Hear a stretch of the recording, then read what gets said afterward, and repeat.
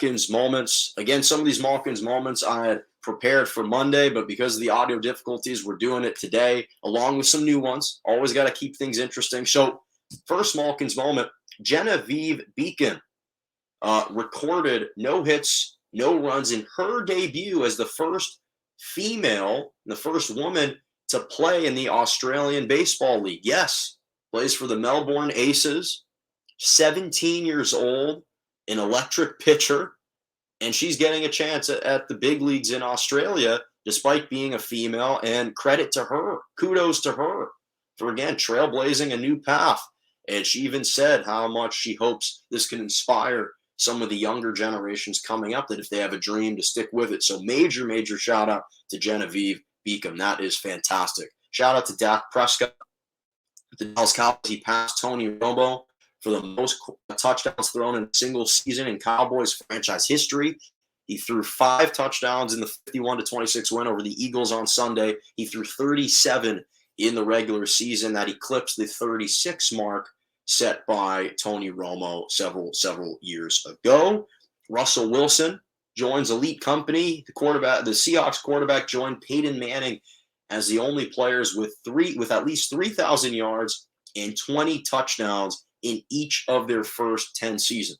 We obviously have known how special Russell Wilson has been, but anytime you are grouped with Peyton Manning for a stat and in some type of classification and category, that's extremely, extremely noteworthy. Jamar Chase broke Chad Ochocinco's record for the most rookie receiving yards in Cincinnati Bengals history.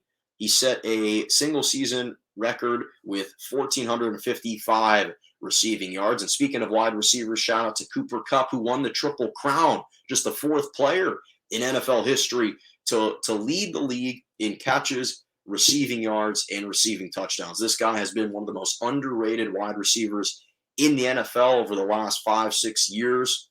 The guy's double, triple teamed, doesn't matter, finds a way to get open. And he's been electric. The connection, the chemistry between him and Matthew Stafford, or he and Matthew Stafford, has just been sensational right from the jump.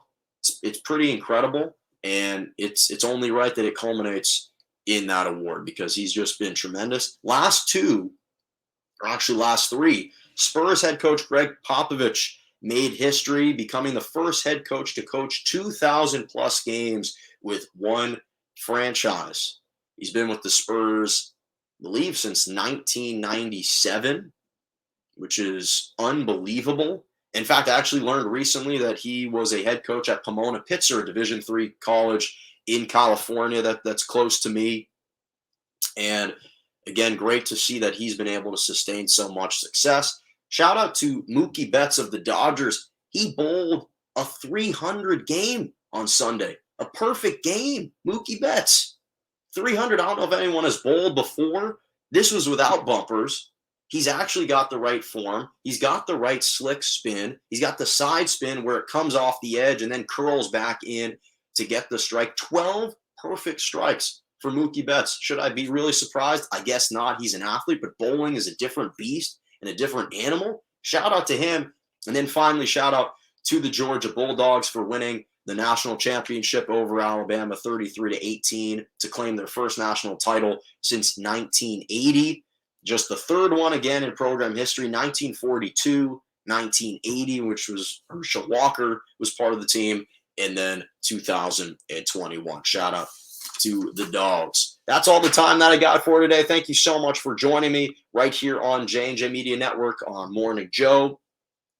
On YouTube, Facebook Live, Twitter. Make sure to subscribe to my YouTube page on YouTube with Morning Joe with Jonah Malkin. Follow me on Twitter at Jonah Malkin or at morning_Joe.